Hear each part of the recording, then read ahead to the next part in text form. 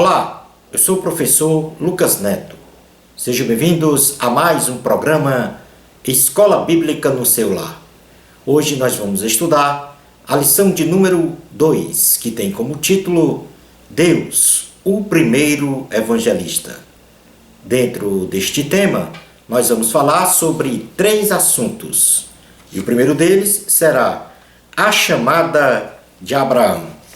Em segundo lugar, vamos falar sobre a palavra de Deus é evangélica. E em terceiro lugar, vamos falar sobre executando o trabalho de Deus. Vamos então dar início à nossa aula de hoje. Item número 1, a chamada de Abraão.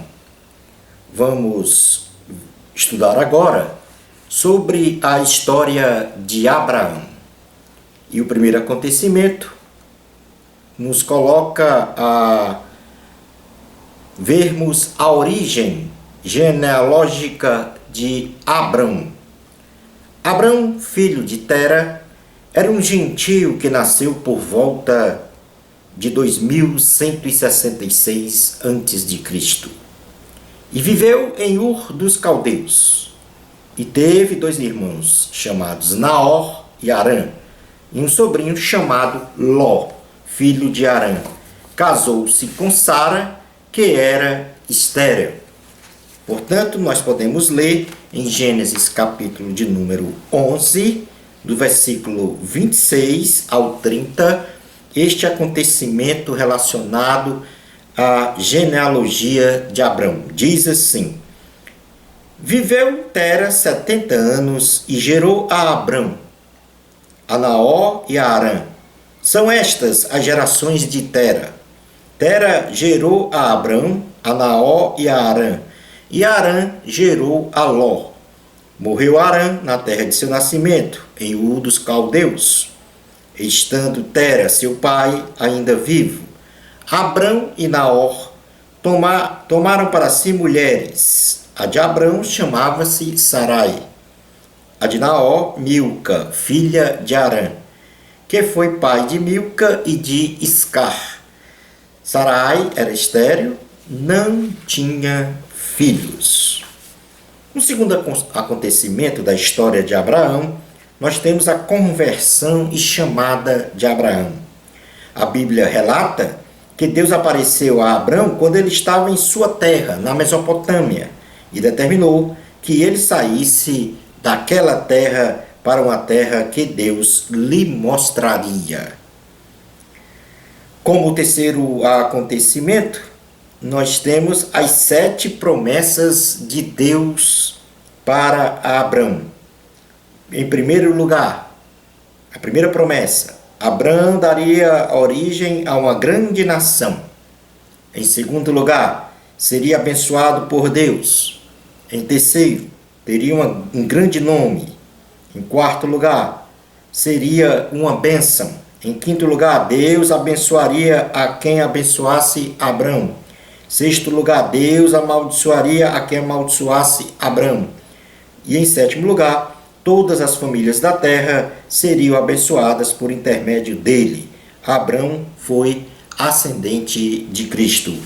Gênesis capítulo 12, versículos 1 ao 3 diz: Ora, disse o Senhor a Abrão: Sai da tua terra, da tua parentela e da casa de teu pai, e vai para a terra que te mostrarei. De ti farei uma grande nação, e te abençoarei, e te engrandecerei o nome. Se tu uma bênção, abençoarei os que te abençoarem, e amaldiçoarei os que te amaldiçoarem.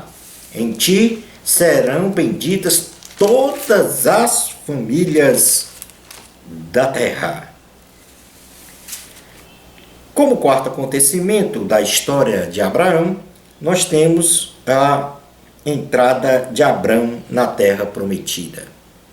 Abrão parte da terra de Harã e, tendo morrido seu pai Tera em Harã, ele leva consigo Sarai e seu sobrinho Ló e entra na terra de Canaã. O Senhor aparece a Abrão em Siquém e promete que aquela terra seria da descendência de Abrão. Então ele edifica um altar e depois o patriarca vai para Betel, onde também edifica outro altar e invoca o nome do Senhor. Dali, então, parte para Neguebe. Gênesis capítulo 12, versículos 4 ao 9, diz o seguinte: Partiu, pois, Abrão, como lhe ordenara o Senhor, e Ló foi com ele. Tinha Abrão 75 anos quando saiu de Harã. Levou Abrão consigo a Sarai, sua mulher, e a Ló, filho de seu irmão, e todos os bens que haviam adquirido, e as pessoas que lhes acresceram em Harã. Partiram para a terra de Canaã, e lá chegaram. Atravessou Abrão a terra até Siquém, até ao carvalho de Moré. Nesse tempo, os cananeus habitavam essa terra. Apareceu o Senhor a Abrão e lhe disse: Darei à tua descendência esta terra. Ali edificou Abrão um altar ao Senhor, que lhe aparecera. Passando dali para o monte, ao oriente de Betel, armou a sua tenda, ficando Betel ao ocidente e Ai ao oriente. Ali edificou um altar do Senhor e invocou o nome do Senhor. Depois seguiu Abrão dali, indo sempre para o Neguebe. Como quinto acontecimento da história de Abraão, nós temos a desobediência de Abrão a Deus. Ocorre uma fome em Canaã. Então Abrão, desobedecendo a ordenança do Senhor, desce para o Egito e mente para Faraó, dizendo que Sarai era sua irmã e não esposa. Então Faraó intenta possuir Sarai e dá muitas ovelhas, bois, jumentos, escravos e escravas a Abrão. Entretanto, é punido pelo Senhor com pragas, e ao descobrir que Sarai é esposa de Abrão, a devolve para ele e o faz sair do Egito. Como sexto acontecimento, a volta de Abraão para Canaã e a separação de Ló. Abrão volta para Canaã e se fixa novamente em Betel, e como os pastos não eram suficientes para os gados de Abrão e Ló, houve contenda entre os servos deles e Abrão. Então pede para Ló escolher o lado da terra que Ló queria se fixar. E então Abrão iria para o outro lado. Entretanto, Ló escolheu as campinas do Jordão. Isto está em Gênesis capítulo 13, versículos 1 a 13, que diz o seguinte: Saiu, pois, Abrão do Egito para o Neguebe, ele e sua mulher, tudo que tinha, e Ló com ele. Era Abrão muito rico, possuía gado, prata e ouro. Fez as suas jornadas do Neguebe até Betel, até o lugar onde primeiro estivera a sua tenda entre Betel e Ai, até o lugar do altar que outrora tinha feito. E aí Abrão invocou o nome do Senhor. Ló, que ia com Abrão, também tinha rebanhos, gados e tendas, e a terra não podia sustentá-los para que habitassem juntos, porque eram muitos os seus bens, de sorte que não podia habitar um na companhia do outro. Houve contenda entre os pastores do gado de Abrão e os pastores do gado de Ló. Nesse tempo, os cananeus e os ferezeus habitavam essa terra. Disse Abrão a Ló: Não haja contenda entre mim e ti, e entre os meus pastores e os teus pastores, porque somos parentes chegados. Acaso não está diante de ti toda a terra? Peço-te que te apartes de mim. Se fores para a esquerda, irei para a direita. Se fores para a direita, irei para a esquerda.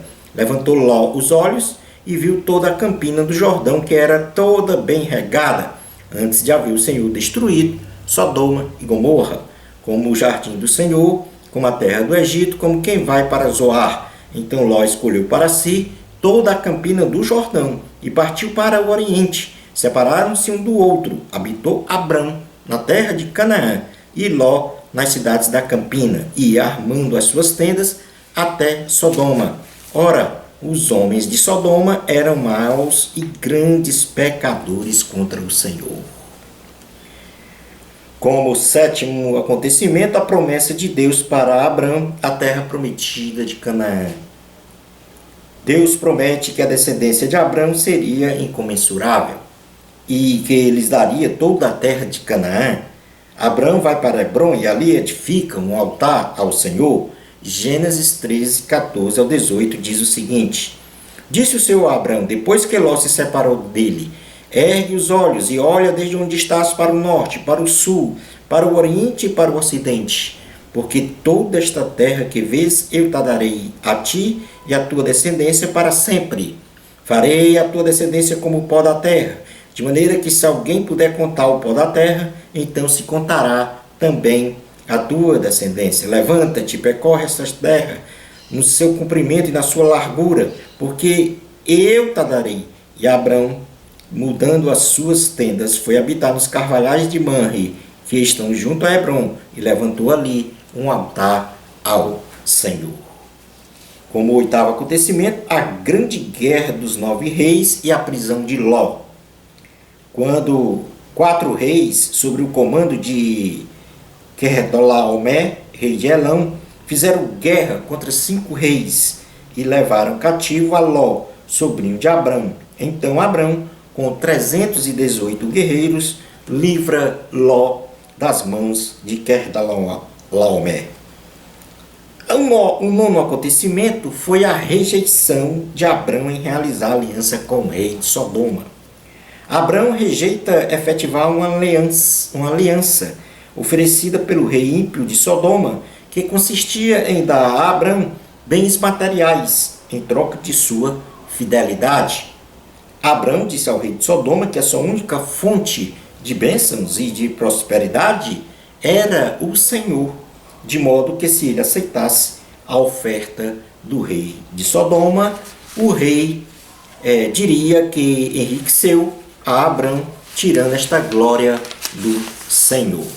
E isso nós podemos ler em Gênesis capítulo 14, versículos 21 ao 24, que diz o seguinte: Então disse o rei de Sodoma a Abrão: Dai-me as pessoas e os bens ficarão contigo. Mas Abrão lhe respondeu: Levanto a mão ao Senhor, Deus Altíssimo, o que possui céus e a terra, e juro que nada tomarei de tudo o que te pertence, nem um fio, nem uma correia de sandália, para que não digas: eu enriqueci a Abrão. Nada quero para mim, senão o que os rapazes comeram, e a parte que toca aos homens, Aner, Escol e Manre, que foram comigo, estes que tomem o seu quinhão. Portanto, nestes 9 acontecimentos, nós temos aí uma parte da história de Abraão. E a partir desse último episódio, onde Abraão rejeita os bens materiais oferecidos pelo rei de Sodoma, para que o rei não dissesse que enriqueceu Abraão, tirando então a glória do Senhor, aí há uma aparição de forma tipificando Cristo, que foi Melquisedeque, o rei de Salém. Aparece a Abrão e aí nós vamos ver o que foi que aconteceu neste episódio para caracterizar Cristo como Salvador e Senhor. Melquisedeque, que quer dizer meu rei é justo, se apresentou a Abrão logo após a guerra dos 9 reis, como um misterioso rei de uma cidade conhecida como Salém, mais tarde cognominada Jerusalém. Gênesis 14, 18 diz assim a palavra do Senhor: Melquisedeque, rei de Salém, trouxe pão e vinho, era sacerdote do Deus Altíssimo. Considerando os aspectos teológicos desta repentina aparição, se conclui que esse rei prefigurava uma cristofania, ou seja, Melquisedeque era uma prefiguração do Rei Eterno Jesus Cristo. Esta conclusão é confirmada em outros textos da Bíblia, conforme nós vamos relatar a seguir. Em primeiro lugar, vamos fazer aqui uma leitura do Gênesis, capítulo 14, versículos 18 a 20, para então contemplarmos este encontro entre Melquisedeque e Abrão. Diz assim a palavra do Senhor, Gênesis 14, 18 ao 20. Melquisedeque, rei de Salém, trouxe pão e vinho. Era sacerdote do Deus Altíssimo. Abençoou ele a Abrão e disse: Bendito seja Abrão pelo Deus Altíssimo, que possui os céus e a terra. Bendito seja o Deus Altíssimo, que entregou os teus adversários nas tuas mãos, e de tudo lhe deu Abrão o dízimo. Observemos que o rei Davi, numa clara profecia, indicou que o Messias viria da ordem, melhor dizendo, de Melquisedeque, como um sacerdote eterno. Melquisedeque tipificou a Cristo como um rei de justiça, um rei de paz, sem pai, sem mãe, sem genealogia, com sacerdócio perpétuo. O sacerdócio de Melquisedeque, na pessoa de Jesus Cristo, é um sacerdócio superior a qualquer outro sacerdócio humano. O sacerdócio de Melquisedeque, na pessoa de Jesus Cristo, nunca terá fim. É um sacerdócio perfeito. E é através deste sacerdócio que chegamos a Deus, sendo também de superior aliança. E nós podemos então ler na carta aos Hebreus, em seu capítulo 7, exatamente todas estas conclusões que nós acabamos de, ou afirmações que nós acabamos de fazer sobre este rei de Salém, tipificando Jesus, o sacerdote superior e eterno. Diz assim a palavra de Deus. Carta aos Hebreus, capítulo 7. Porque este Melquisedeque, rei de Salém, sacerdote do Deus Altíssimo, que saiu ao encontro de Abraão, quando voltava da matança dos reis e o abençoou, para o qual também Abraão separou o dízimo de tudo. Primeiramente se interpreta rei de justiça, depois é rei de Salém, ou seja, rei de paz, sem pai, sem mãe, sem genealogia, que não teve princípios de dias, nem fim de existência. Entretanto, feito semelhante ao Filho de Deus, permanece sacerdote perpetuamente. Considerai, pois, como era grande esse a quem Abraão, o patriarca, pagou o dízimo, tirado dos melhores despojos. Ora, os que dentre os filhos de Levi recebem o sacerdócio têm mandamento de recolher, de acordo com a lei, os dízimos do povo, ou seja, dos seus irmãos, embora tenham estes descendido de Abraão. Entretanto, aquele cuja genealogia não se inclui entre eles, recebeu dízimos de Abraão e abençoou o que tinha as promessas. Evidentemente, é fora de qualquer dúvida que o inferior é abençoado pelo superior. Aliás, aqui são os homens mortais, os que recebem dízimos, porém ali, aquele de quem se testifica que vive, e por assim dizer, também Levi, que recebe dízimos, pagou-os na pessoa de Abraão, porque aquele ainda não tinha sido gerado por seu pai, quando Melquisedeque saiu ao encontro deste. Se, portanto, a perfeição houvera sido mediante o sacerdócio levítico, pois nele baseado o povo recebeu a lei, que necessidade haveria ainda de que se levantasse outro sacerdote segundo a ordem de Melquisedeque e que não fosse contado segundo a ordem de Arão? Pois quando se muda o sacerdócio, necessariamente há também mudança de lei, porque aquele de quem são ditas estas coisas pertence a outra tribo, da qual ninguém prestou serviço ao altar, pois é evidente que nosso Senhor procedeu de Judá, tribo a qual Moisés nunca atribuiu sacerdotes. E isto é ainda muito mais evidente quando a semelhança de Melquisedeque se levanta outro sacerdote, constituído não conforme a lei de mandamento carnal, mas segundo o poder de vida indissolúvel, porquanto se testifica, tu és sacerdote para sempre, segundo a ordem de Melquisedeque. Portanto, por um lado, se revoga a anterior ordenança, por causa de sua fraqueza e inutilidade, pois a lei nunca aperfeiçoou coisa alguma, e por outro lado, se introduz esperança superior, pela qual nos chegamos a Deus.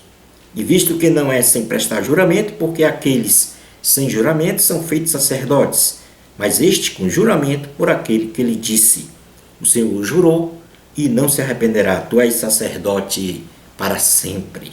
Por isso mesmo, Jesus se tem tornado fiador de superior aliança. Ora, aqueles são feitos sacerdotes em maior número, porque são impedidos pela morte de continuar. Este, no entanto, porque continua para sempre, tem o seu sacerdócio imutável. Por isso também pode salvar totalmente os que por ele se chegam a Deus, vivendo sempre para interceder por eles.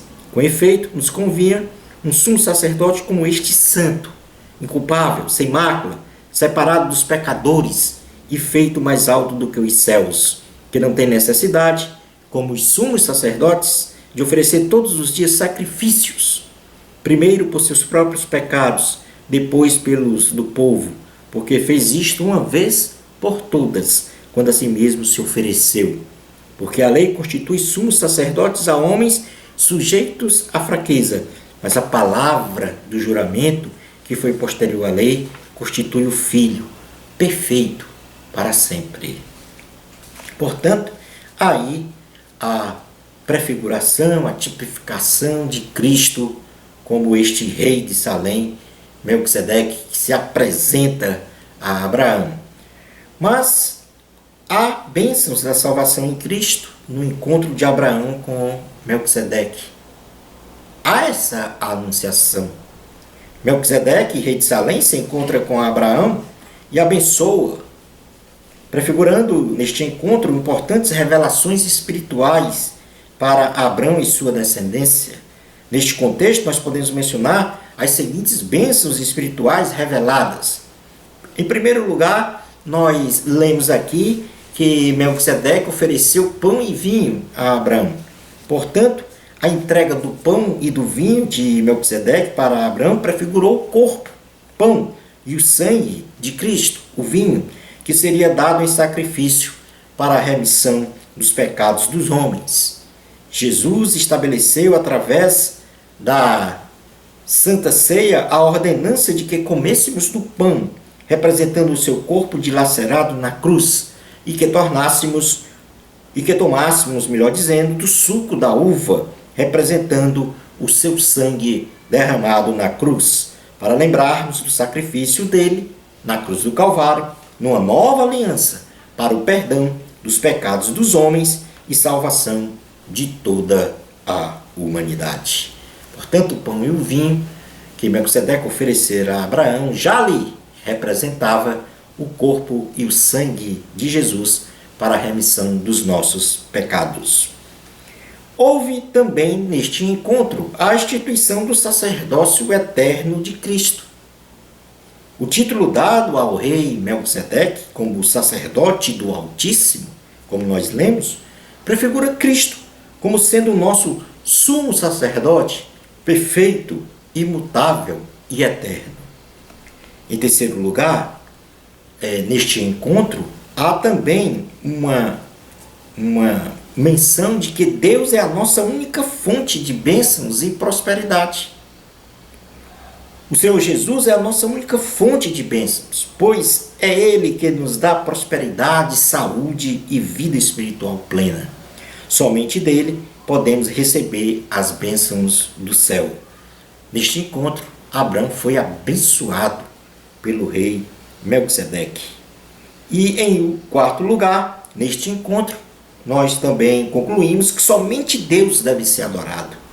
Abraão, reconhecendo o rei Melquisedeque como o próprio Deus diante dele, o Senhor Jesus, e ele adora com extrema gratidão no coração e disponibiliza partes de seus bens para Melquisedeque, no caso o dízimo, sendo aí neste ponto da história estabelecido o dízimo como forma de gratidão e adoração ao Senhor diretamente, já que este conceito já existia lá desde a época de Adão.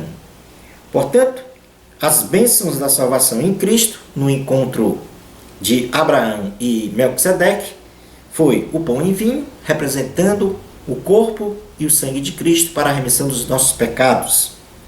A instituição de Cristo como nosso sacerdote eterno, perfeito e imutável. A bênção de que Deus é a nossa única fonte de prosperidade. E, em quarto lugar, somente Deus deve ser adorado porque Ele é o único e verdadeiro Deus.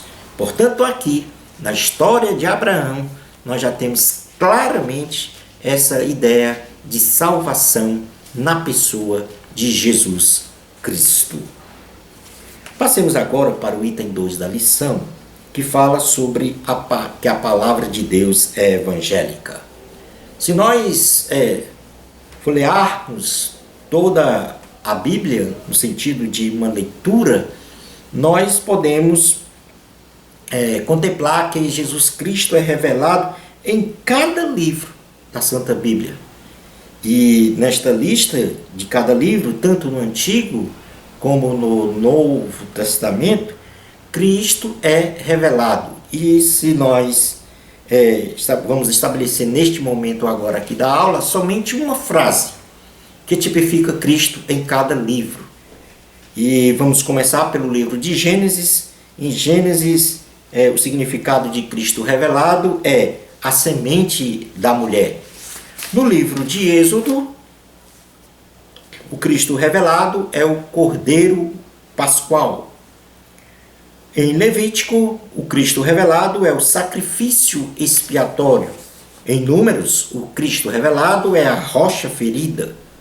Em Deuteronômio, o Cristo revelado é o grande profeta de Deus. Nos livros históricos, a começar por Josué, o Cristo revelado é o príncipe do exército do Senhor. Em Juízes, o nosso libertador. Em Rute, o nosso parente. No primeiro livro de Samuel, a nossa vitória. No segundo livro de Samuel, o descendente de Davi. No primeiro livro de Reis, o doador da sabedoria. No segundo livro de Reis, o rei dos reis. No primeiro livro de Crônicas, o rei de Deus. No segundo livro das Crônicas, o que faz aliança. Em Esdras, o nosso auxílio, Senhor dos céus e da terra. Em Neemias, o nosso ajudador. Em Esté, o nosso Mardoqueu sofredor. Nos livros poéticos e de sabedoria, a começar de Jó, o nosso Redentor vive. Em Salmos, o guarda de Israel. Em Provérbios, a sabedoria de Deus. Em Eclesiastes, o alvo verdadeiro. Em Cântico dos Cânticos, o amado. Em Isaías, começando então agora os profetas maiores, o profeta sofredor. Em Jeremias, Cristo é revelado como a nossa justiça. Em Lamentações de Jeremias, o Cristo revelado é o varão de Deus. Em Ezequiel, o pregador mal recebido. Em Daniel, o rei eterno. Nos profetas menores, começando com Oséias, o que liga as feridas. Em Joel, Cristo é revelado como o que habita em Sião. Em Amós, o teu Deus, ó Israel. Em Obadias, o Senhor no seu reino. Em Jonas, o profeta ressuscitado. Em Miqueias, o nascido em Belém. Em Naum, o que leva as boas novas. Em Abacuque, o Senhor no seu santo templo. Em Sofonias, o Senhor que está no meio de ti. Em Ageu, o desejado de todas as nações. Em Zacarias, o preço do Cordeiro. Em Malaquias, o sol da justiça. No Novo Testamento, começando com os evangelhos, em Mateus, o rei Messias. Em Marcos, o servo de Deus. Em Lucas, o filho do homem. Em João, o filho de Deus. No livro Atos dos Apóstolos, que é um livro histórico, o doador do Espírito Santo. Nas epístolas paulinas, começando pela carta aos Romanos, aquele que nos torna justo aos olhos da lei. Na primeira carta aos Coríntios, as primícias do que dormem. Na segunda carta aos Coríntios, a graça de Deus. Em Gálatas, o verdadeiro evangelho. Efésios, toda a armadura de Deus. Em Filipenses, o que supre as necessidades. Em Colossenses, o cabeça da igreja. Na primeira carta aos Tessalonicenses, o vingador de todas as coisas. Na segunda carta aos Tessalonicenses, o fiel protetor. Na primeira carta a Timóteo, o único mediador entre Deus e os homens. Na segunda carta a Timóteo, o Senhor é justo juiz. Na carta de Tito, a graça salvadora de todos os homens. Em Filemon, Cristo é revelado como o Senhor que intercede por nós. Nas epístolas gerais, na carta aos Hebreus, o autor e consumador da fé. Na carta de Tiago, o dom perfeito vindo de Deus. Na primeira carta de Pedro, a pedra principal. Na segunda carta de Pedro, o Senhor e Salvador que nos concede a entrada no seu reino. Na primeira carta de João, aquele que se manifestou para desfazer as obras do diabo. Na segunda carta de João, a fonte da verdadeira doutrina. Na terceira carta de João, o nome que garante a vitória. Na carta de Judas, o único soberano e Senhor. E nos livros proféticos do Novo Testamento, no caso Apocalipse, o Rei dos Reis e Senhor dos Senhores. Portanto, aí, nos 66 livros da Bíblia, nós temos o Cristo revelado em uma frase, conforme nós realizamos a leitura. Passemos agora ao terceiro item da lição, que fala sobre executando o trabalho de Deus. Todos os desafios que se apresentam à existência e à eficiência da igreja do século XXI serão superados pela simples adoção ortodoxa do modelo eclesiástico e espiritual da igreja do primeiro século, registrado no livro de Atos dos Apóstolos, onde a suprema essência é o reconhecimento de Jesus Cristo como Salvador e Senhor, se submetendo somente a Ele, segundo uma irrestrita e incondicional obediência e pregação da palavra de Deus a todos os homens. A igreja do século XXI deve guardar uma perfeita sintonia com as características da igreja do primeiro século, e assim homens chamados, vocacionados, consagrados e fiéis ao Senhor e que guardam uma obediência incondicional aos preceitos bíblicos, ou seja, à vontade do Senhor, proclamam o Evangelho de Cristo para a salvação dos homens. Portanto, o perfil desejado, não só da igreja do século XXI e de nós mesmos que representamos a igreja, a primeira é de que a igreja em todos os tempos ela deve manter este perfil da igreja do primeiro século, pois este é o modelo em que a igreja atingiu, apesar de seus problemas, o objetivo de pregar o Evangelho de Cristo em todo o mundo conhecido da época. E neste aspecto, a igreja de hoje deve, em primeiro lugar, promover um avivamento espiritual contínuo, crendo que Deus age hoje da mesma forma dos tempos apostólicos.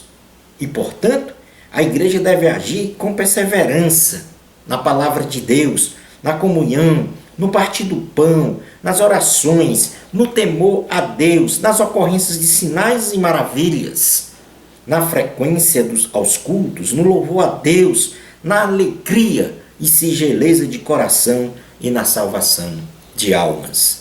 Em segundo lugar, a igreja deve ser um agente transformador da sociedade, a partir da inconformação, se apresentando com responsabilidade para o bem-estar social e espiritual de uma sociedade, se utilizando exaustivamente do serviço e ação social, da oração, da evangelização e da missão profética, sem se contaminar com os valores sociais contrários à vontade de Deus. Então, portanto, este é o perfil desejado para a igreja deste século XXI, um perfil semelhante à igreja primitiva. E qual é a missão da igreja do Senhor Jesus? O Senhor, na grande comissão, ele deu ordem à sua igreja para ir por todo o mundo e anunciar as boas novas. E a partir desta missão, a igreja deve agir segundo as seguintes atividades. Primeiro, a igreja tem que ter como ação a evangelização, o batismo nas águas e Santa Ceia, o discipulado e o ensino, a adoração, a proclamação da palavra de Deus, a missão ética da igreja, a missão social da igreja, o aconselhamento cristão, a visitação, a comunhão dos santos, a preservação da doutrina, o avivamento espiritual. Portanto, aqui nós temos N atividades, N ações da igreja. Portanto, nós queremos aqui, como nós estamos trabalhando a evangelização, colocar esta ação em destaque, dizendo que a missão evangelística remete à igreja e ir ao encontro das pessoas, fazer discípulos, tornando-as seguidores de Cristo, batizando-os em nome do Pai, do Filho e do Espírito Santo, e ensinando-as as doutrinas bíblicas. Concluindo a nossa aula de hoje, somente em Jesus Cristo, o Rei Eterno, nosso Salvador e Senhor, é que temos o privilégio de se chegar a Deus e sermos abençoados. Jesus estabeleceu a nossa obrigação de pregarmos a salvação a todos os homens em todo o mundo, dos quais Jesus foi o primeiro. Portanto, é nossa a obrigação de pregarmos a salvação a todos os homens em todo o mundo. Amém. Bênçãos especiais de Jesus para você. Amor a Cristo. A glória é de Deus. Até ao nosso próximo programa Escola Bíblica no seu lar, se Deus permitir.